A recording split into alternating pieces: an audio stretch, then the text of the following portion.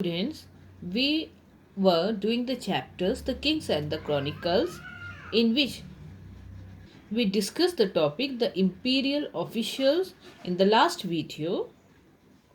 So, when we talk about the Mughal Empire, it was essentially military in nature, where the word of the emperor was law. The administrative structures was highly centralized as viewed by the historian like Irfan Habib, Atar Ali. Okay, so when we talk about the Mughal administration, it was highly centralized. You can see central government that we discuss about the four principal officers of the central government: the Diwan, Mir Bakshi, Mir Saman, Sadr Us-Sudur. The Diwan, he often called the Wajid, the chief minister. It mainly concerned with revenue and finance, but as he had say in all the matter where any expenditure was involved, the work of other department also came under his control.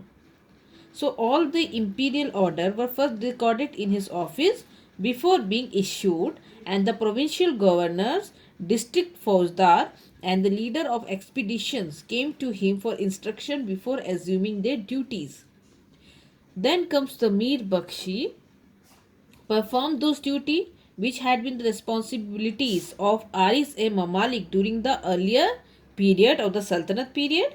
He was in charge of the military. He was supposed to be function for the recruitment, maintaining hulia, branding the horses and supply to the armies. So then there was a minister called Sadr Usudur who was responsible for religious matter, Ministry of Grant or Madat e Mash in charge of local justice or Kaji. So Chief Kaji was another main minister who has the highest judicial authority of the state. So the three ministers here, they were occasionally when they came together as an advisory body but were independent of each other. Okay, these three ministers, they make an advisory body but they are independent. Akbar with these and other advisors shaped the administrative, fiscal and monetary institution of empire. So, for fulfillment of this personal need of the ruler and the royal families, that was Khanis Saman. And we read about Tainat e Rakab, a reserve force of the noble stationed at court, deputed to a province or a military campaign. So they were bound to appear twice daily, morning and evening, to express submission to the emperor in the public audience hall. They shared the responsibility for guarding the emperor and his household round the clock. So, if we talk about the empire, it was connected by a surprisingly rapid information network, okay, for public use. So, if we talk about this information, two important officials who were responsible for recording, for compiling, and for broadcasting the report. So here you can see Vakya Navis. Okay, all recorded. He who recorded all application and documents presented to the court, and all imperial orders, which we call Farman, agent, wakil of all the nobles and regional rulers, recorded the entire proceeding of the court under the heading Akbarat e Darbare Mola. Okay, here you can see with the date and the time of the court sessions. Peher.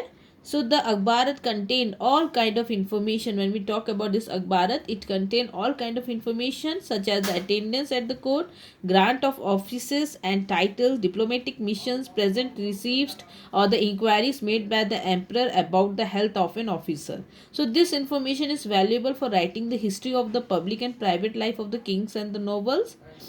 Then we saw that there was an imperial post, okay, from where news and important official documents traveled from one end to the another end, or you can say one place to another.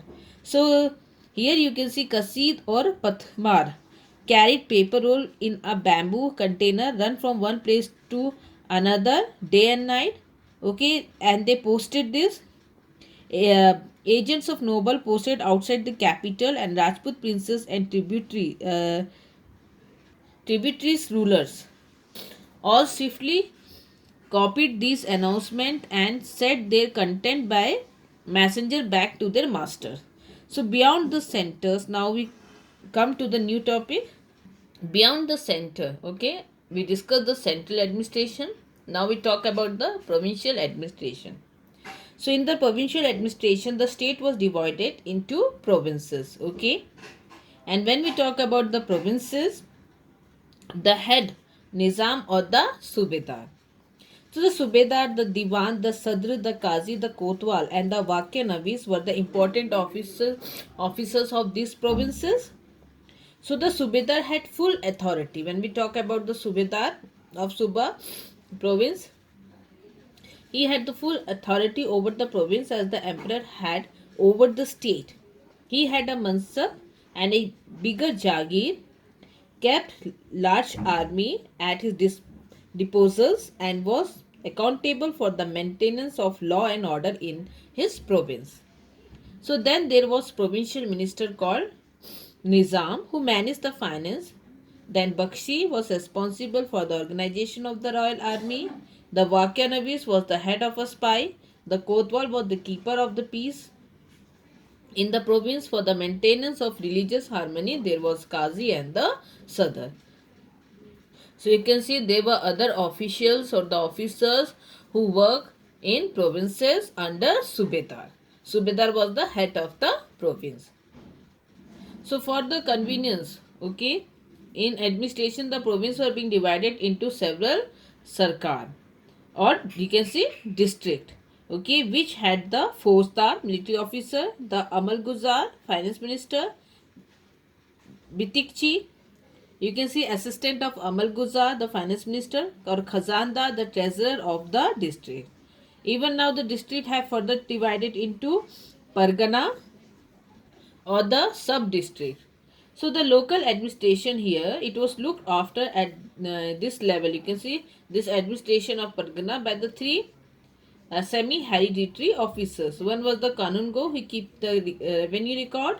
Another one was the, you can see, Chaudhry, in charge of the revenue collection, and Qazi, you know, for the religious matter. So you can see each department of administration maintain a large support staff of clerk, accountable, auditor, messengers and other functionaries who were technically qualified officials functioning in accordance with the standardized rules and procedures and generating a copy of written records and order. Persian was the main language of the administration throughout, but local languages were used for village accounts. So now we see the beyond the frontiers, okay, as the frontier are the outskirts of the border. We are talking about the adjoining neighbor of the Mughal Empire. So the same contemporary histories, okay, it provide accounts of diplomatic relationships here and conflict with the neighboring political powers. So these reflect some tension and political rivalry arising from competing regional interests. So here we will see the relation of Mughal with Safavid and the Ottoman Empire. So first we talk about the Safavid and Kandahar. So you can see Hindu Kush. When we talk about mountain range, it separates Afghanistan from the region of Iran and Central Asia. So all conqueror who sought to make their way to Indian subcontinent, okay, they have to cross the Hindu Kush to have access to North India, to enter India. So a constant aim of the Mughal policy was to prevent, okay, this potential danger by controlling the strategic outposts, especially this Kabul and Kandahar. So Kandahar was a bone of contention between the Safavid and the Mughals.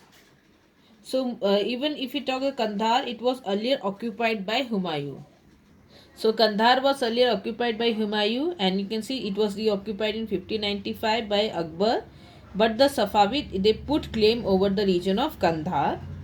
In 1613, Jahangir sent in a diplomatic ambassador to the court of the Shah Abbas to plead that Mughal case for retaining this Kandahar, but this mission failed. 1622 Persian army, they besieged the Kandahar, and they, even if you see, the ill-prepared Mughal army was defeated and had to surrender the fortress and the city to the Safavid. Then the Ottoman pilgrimage and trades. So the relations of Mughal and Ottoman Empire was marked by the concern to ensure free movements for merchant to trade and pilgrims. You can see Makkah, Medina, that is located and under the control of the Ottoman Empire. So they used to export the valuable merchandise or to things to the Athens and Mocha, but you can see both the port of the Red Sea. They even used to distribute the income from the sale of this good in charity and keepers of shrine. But when Aurangzeb came to know about the misproportionation of this fund, or you can see misappropriation of the fund, okay, sent to Arabia, he favored that their fund needs to be distributed in India, which he thought as much as a house of God as Makkah. Jesuit at the Mughal courts. So Jesuit were the members of the Society of Jesus. So by the end of, you can see, 15th century, Portuguese merchants, they entered India after the discovery of a direct sea route. Okay, the Portuguese king were interested in the propagation of Christianity.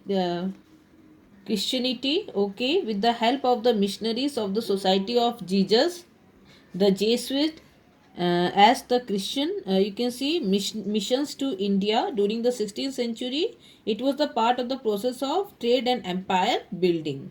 So Akbar was curious about this Christianity and dispatched an embassy to Goa to invite Jesus priest.